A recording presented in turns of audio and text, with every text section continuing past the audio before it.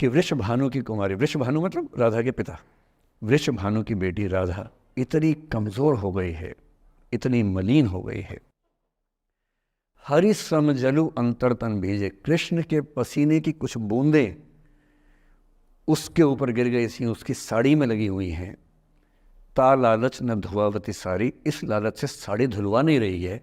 और जब से कृष्ण गए हैं कपड़े तक नहीं बदलना चाह रही है कि इस कपड़े में मेरे प्रिय की याद है। खाती नहीं है, इतनी कमज़ोर है, हिल नहीं पाती है। एक और कवि हुए, वो तो इतने आगे बढ़ गए, बिहारी नाम के कवि थे, उनकी नायिका तो लगता है कि घड़ी का पेंडुलम है। सांस लेती है तो 4-5 कदम 6-7 कदम पीछे चली जाती है, सांस छोड़ती है तो आगे आ जाती है। सांस की हवा से ऐसा हो रहा है। इत आवत चली जात उत चली 6-7 अखात, चढ़ी हिंडोरे सी रही लगी उसासनी साथ। कि इधर आती है उधर जाती है, 6-7 हाथ इधर 6-7 हाथ उधर, सांस लेती है तो यहाँ, छोड़ती है तो वहाँ, जैसे झूला झूल रही हो। पर ये रीतिकाल के कवि हैं, उनका अलग टेस्ट है, हम सूरदास पे बात कर रहे हैं। राधा इतनी परेशान है। अच्छा, जब आदमी परेशान होता है ना, जब उसका ब्रेकअप टाइप का होता है कि कोई गया है वापस ही नहीं आ रहा, कृष्ण ने कहा था कि बस जा रहा हूँ, काम निपटा के आता हूँ। उनके मन में था क्या काम निपटाना है, काम निपटा भी दिया। अब कंस के बाद सवाल है कि मथुरा का साम्राज्य कौन संभाले। उसको एक स्ट्रक्चर बनाने के लिए कृष्ण को लगा कि मुझे यहाँ रह के सिस्टम को ठीक करना चाहिए, उसके बाद लौटना चाहिए। तो वो रुक गए वहाँ पर, राज्य का काम भी तो करना ही था। पर प्रेमी व्यक्ति को सब समझ नहीं आया, तो उसको लगता है कि नहीं मेरे पास आओ, बाकी सब बेकार की बातें हैं, मेरे पास आओ। कृष्ण आ नहीं रहे। यमुना के इधर कृष्ण है, यमुना के इधर गोपियाँ हैं, पर आत्मसम्मान भी तो है। एक आलोचक ने कहा कि नाव में बैठ के चली जाती। आत्मसम्मान होता है प्रेम में कि मैं क्यों जाऊं, बिना बताए क्यों चले गए, बता के जाते। तो राधा वेट करिए। राधा के मन में क्या आ रहा है, उनको लग रहा है कि ऐसा तो नहीं कि मैंने ही कुछ गलती कर दी हो। जब कोई व्यक्ति दूर चला जाता है ना, बाकी लोग सोचते हैं कि कहीं मुझसे तो गलती नहीं हो गई। और राधा अपनी एक सहेली से बोल रही, गोपी से, मेरे मन इतनी सूल रही, एक दिवस मेरे गृह आए मैं ही मस्ती दही, देखी तिन्हें हों मान कियो सो हरि गुस्सा गही। पगला सी गई है, बोरा सी गई है। सहेली से क्या बोल रही है, हे सहेली, मुझे पता है क्या लग रहा है, मुझे लगता है कि मुझसे ही गलती हुई है। उसने पूछा क्या गलती हुई है। कह रही है कि एक दिन क्या हुआ, कृष्ण भगवान मेरे पास आए थे, मैं उस समय दही मथ रही थी। वो ग्वाला जीवन है ना वहाँ पर, तो वो गोपालक जीवन का काव्य है पूरा। अब वो मुझसे बात करने आए और मैंने उनसे ठीक से बात नहीं की, मैंने मान किया। मान करना मतलब जिसको आपकी भाषा बोलते हैं भाव खाना। मैंने उनसे ठीक से बात नहीं की, मुझे लगता है वो नाराज़ हो गए, इसी नाराज़गी से लौट नहीं रहे हैं। मेरे मन इतनी सूल रही, मेरे मन में कांटा चुभ रहा है।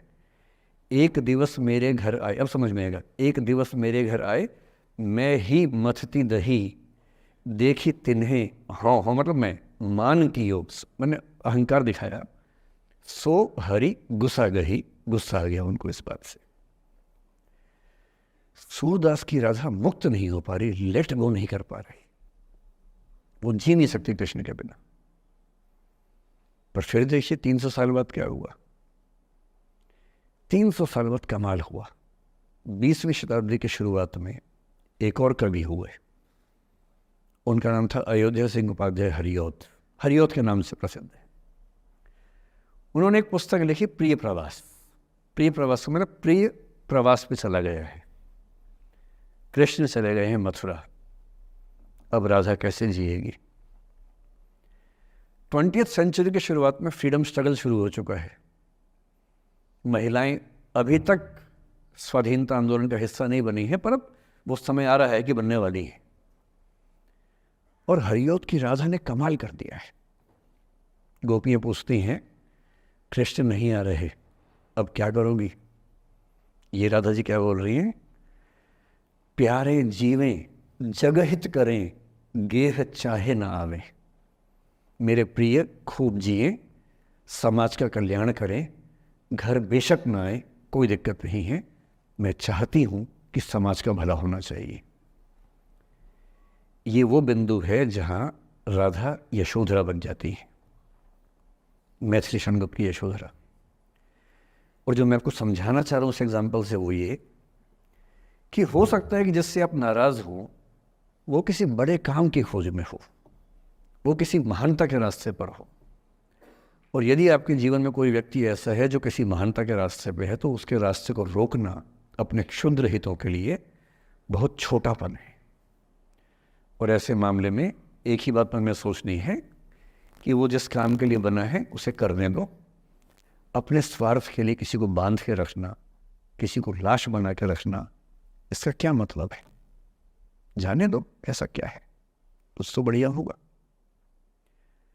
एक स्थिति हम में से कई लोगों की आती है कि हम एक टॉक्सिक रिलेशनशिप में होते हैं पर छोड़ नहीं सकते। ऐसे बहुत सारे पति पत्नी होते हैं।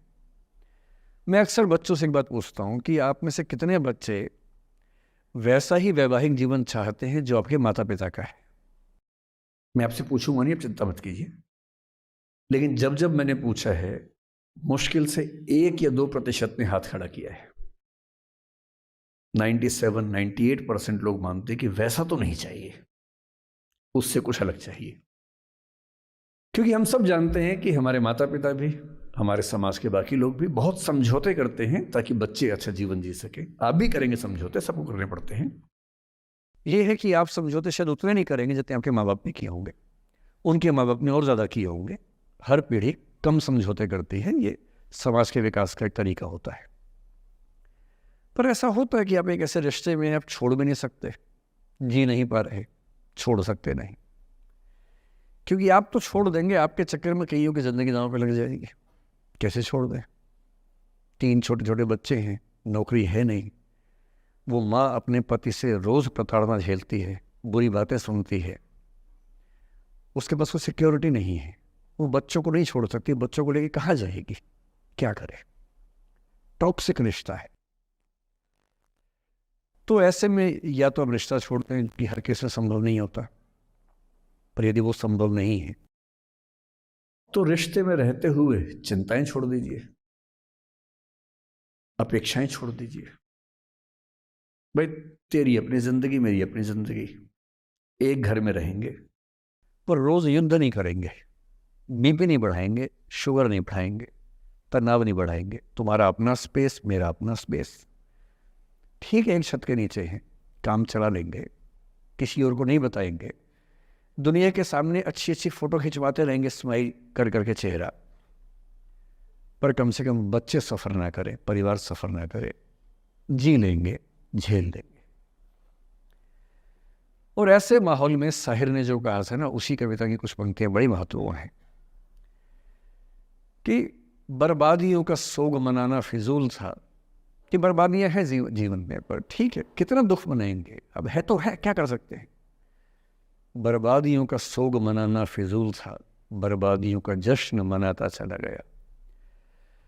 और फिर अंत में इतनी सुंदर बात कहते हैं, गम और खुशी में फर्क न महसूस हो जहां, मैं दिल को उस मुकाम पे लाता चला गया। कि ठीक है, जैसी जिंदगी है उसको वैसे जिएंगे, अपेक्षाएं नहीं पालेंगे, ना तुम उम्मीद करना, और हम किसी तरह से मैनेज करके ज़िंदगी गुजार लेंगे। ये है अंतिम जो आपके जीवन में समस्या हो सकती है, करियर को लेके हो सकती है कि आपने कुछ करियर दिमाग में रखा हुआ है, ठान लिया है कि आईएएस बनना है या कुछ बनना है। आप कुछ भी ठान लें, सिर्फ आपके हाथ में नहीं होता है, सफलताएं असफलताएं जीवन में रहती हैं। 10-11 लाख लोग आईएएस का फॉर्म भरते हैं, 5 लाख आईएएस का एग्ज़ाम देते हैं, 1000 का सिलेक्शन होता है। हर एग्ज़ाम में घुमा फिरा की ही स्थितियाँ होती हैं। पॉलिटिक्स में, स्पोर्ट्स में, बिजनेस में, हर जगह कंपटीशन इतना है। सफल होने की जितनी संभावना है उससे कई गुना संभावना विफल होने की हर क्षेत्र में है। सफल नहीं हो पाए तो क्या करेंगे? और मैंने ऐसे लोगों को देखा है कि आईएएस नहीं बन पाए, 20 साल पहले